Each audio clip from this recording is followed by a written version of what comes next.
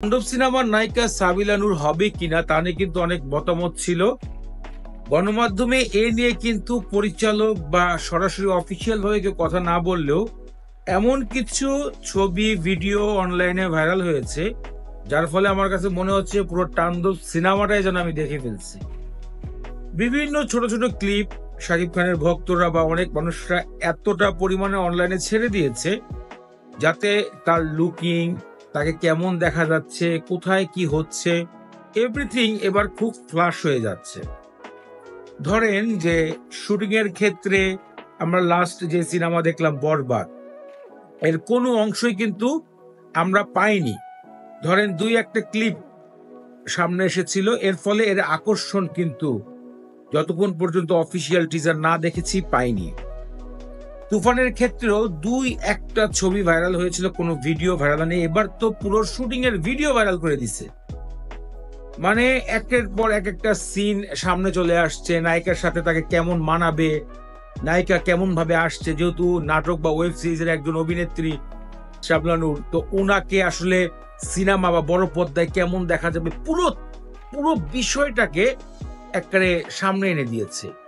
So আমার কাছে একটা কথাই যে এটা কেন হচ্ছে, এটা কি প্রোডাকশন হাউসের দোষ নাকি যারা শাকিব খানের পিছে পিছে যাচ্ছে তাদের দোষ? এই যে ফুটেজ গুলো মানে একটার পর একটা আপনারা দেখতে পাচ্ছেন যে চলে আসতেছে, এতে কিন্তু সিনেমার ইন্টারেস্ট কমে যাচ্ছে। হলে গিয়ে মানুষ কেন সিনেমা দেখে? যেটা ইউটিউবে পাবে না, যেটা অনলাইনে পাবে না, সেটাই কিন্তু যাবে। যেমন পাইরেসির ভয় থাকে। তো এই ছবিগুলো কিন্তু কতটা ক্ষতি করছে এই সিনেমাটার জন্য হয়তো জানেন না, বা এটা পরিচালকের পরে একটা প্রেশার আসবে। তারপরেও শাকিব খানের যে একটা ফ্যান বেস, তার ভালোবাসার মানুষ তিনি অর্জন করেছে দীর্ঘ 25 বছর ধরে, তো সেই ক্ষেত্রে আমার মনে হয় না যে এটার প্রভাব খুব একটা পড়বে। কিন্তু অ্যাকচুয়ালি এটা যে খুব খারাপ হচ্ছে এটা আমি মেনে নিতে পারছি না। এখন নায়িকা হিসেবে সাবিলা নূরকে যারা সিলেক্ট করছেন না, পছন্দ করছেন না, কেন এই নায়িকাকে নেওয়া হলো, এটা তো নাটকের নায়িকা। এখন একটা কথাই বলবো এটার উত্তরে, রায়হান রাফি মানেই কিন্তু একটা অসাধারণ কাজ।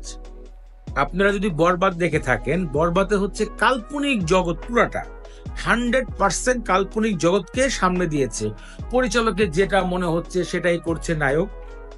কিন্তু রায়হান রাফির সিনেমা যেটা ছিল তুফান, এটার মধ্যে কমার্শিয়াল 50%, যে হ্যাঁ অতিরিক্ত পরিমাণ অ্যাড করেছে মশলা, কিন্তু যেই থিম, যেই ঘটনাকে বেস করা হয়েছে সেটা কিন্তু আদৌ বাংলাদেশে ঘটেছে।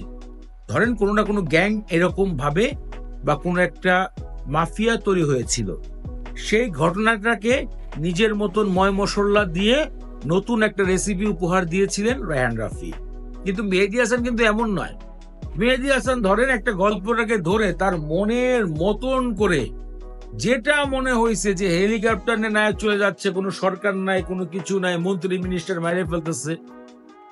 সো দুটাই কিন্তু আলাদা। রায়হান রাফি এখানে যে সাবিলা নূরকে ব্যবহার করেছে, অবশ্যই তার একটা চিন্তা রয়েছে যে ফিনিশিংটা এই হবে, গল্পটা এভাবে আগাবে, সেই জন্যই তিনি অ্যাকচুয়ালি এখানে সেট করেছেন এই অভিনেত্রীকে।